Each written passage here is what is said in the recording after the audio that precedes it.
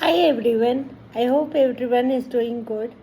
Today I have chosen a topic to speak on which is very new and very interesting to me also. It is about our Mahabharat. As an youngster, when I was in my school, college, and before getting married, or even after getting married, initial years of my marriage, I used to think that Ramayana and Mahabharat are those grants that are meant for the older generation of the people. They are for puja part, that is what I used to think. But as my experience in life widened, I now, for the last 2-3 years, I have started feeling that Ramayana and Mahabharata are the best guides in one's life. They are best corporate guides. They are best family guides. They tell you how to behave or not to behave in every situation. How to run a business, how to run a family, how to run the country, how a leader should be, what should you choose, what should you not choose, what is the midway of things. Everything is there in our these Vedic books.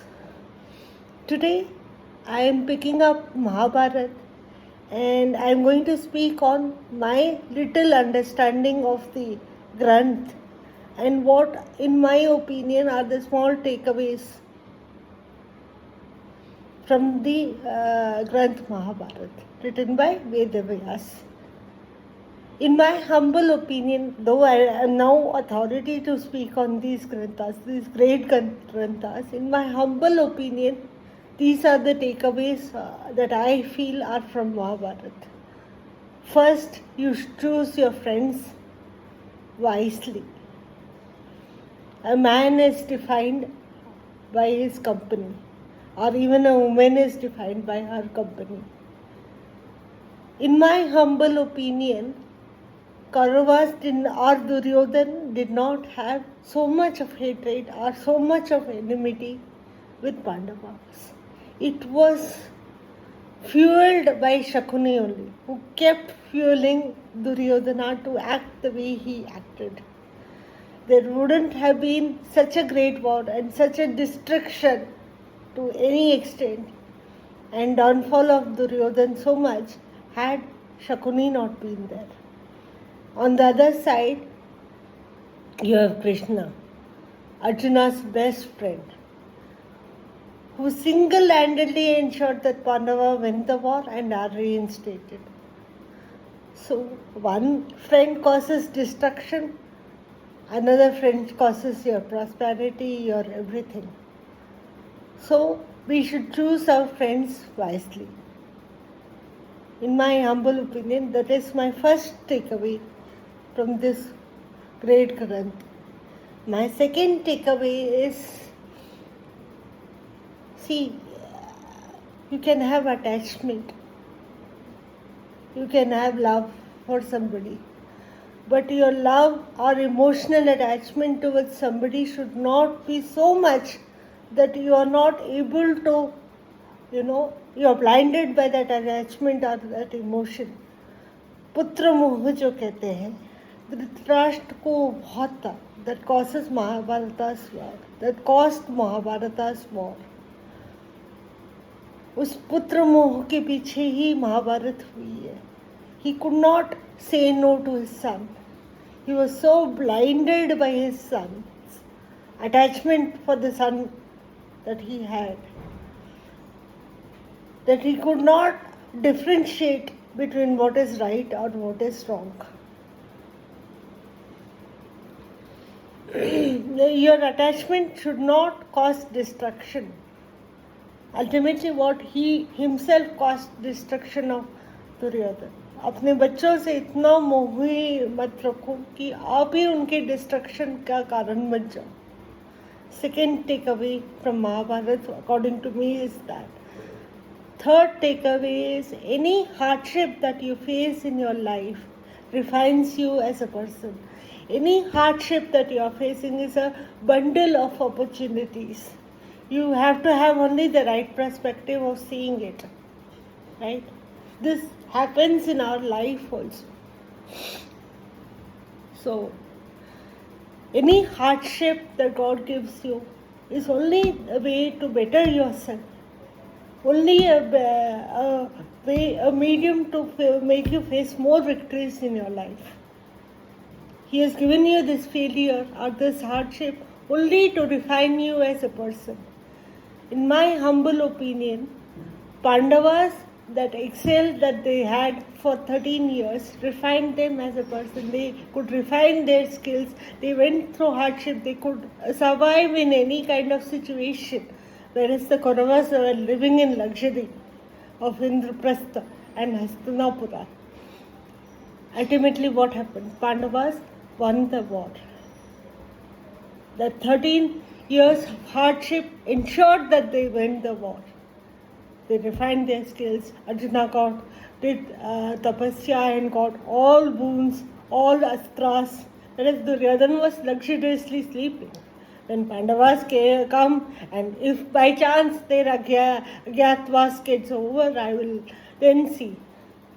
So, any hardship that God gives you is a way to refine yourself, make you a better person. Fourth takeaway is there is no personal attachment or personal emotion for a leader. He should do what is best for the country or what his position requires him to do. When Arjuna refuses to fight the war, Krishna through Gita tells him this only. As a king or as a person for whom all the kings are coming and fighting for you, you cannot say that my personal emotions, my relatives, I cannot fight against them. For a leader, you cannot have personal relationship, personal emotions. Either you balance it out or you don't have them. There is no space. You have to see what is the country's betterment or what is the organization's betterment or the group's betterment for which you are the leader. And when Arjuna says, I will go into spirituality, I will take spiritual life as my life. He says, spirituality can be a part of your life, but spirituality cannot be your life. It can be a part of your life, because for taking up spirituality fully, you have to let go of desires. Your desire of protecting your relatives is a testimony that you are not leaving desires. So then he says, what should I do? He says, you desire for others betterment, not desire for yourself. You think where in the Rajya Sabha a lady was dragged and her sari was tried to be taken off. The ladies are protected under Duryodhana or Dushasana. You have to instill what is right. So for them you have to war. That is my best takeaway from this Granth, that it is not that you give up your desires. It is when you desire for others, you become a better person and you achieve so much. So it's okay to desire, but desire for others. When you desire for others, then it is selfless in that manner, and that makes you a better person. My one more takeaway from this Mahabharata is that we say Draupadi cost Mahabharata. Draupadi did not cost Mahabharata. It was that she smiled seeing Duryodhana when he fell off in that Maya Kund or Maya Bhavan, I don't remember correctly. And she smiled and she said something that caused Mahabharata. Mahabharata was not caused by that.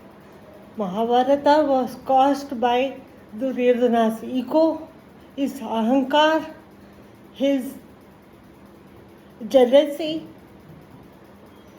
You know, Yudhishthira said that I don't want the war. Give me 5 villages. I'm happy with it. My brothers and I will be happy with it. Duryodhana said, I will not 5 villages. I will not give you even a sui, jitni zameen. So Mahabharata was caused by that, by his own ego, his own ahankar, and the Dhritarashtra's blindness towards his son, and blind attachment. And thirdly, by Shakuni. He kept feeding on into Duryodhana's, added fuel to Duryodhana's hatred. So these are my key takeaways from the Mahagranth Mahabharata. Thank you.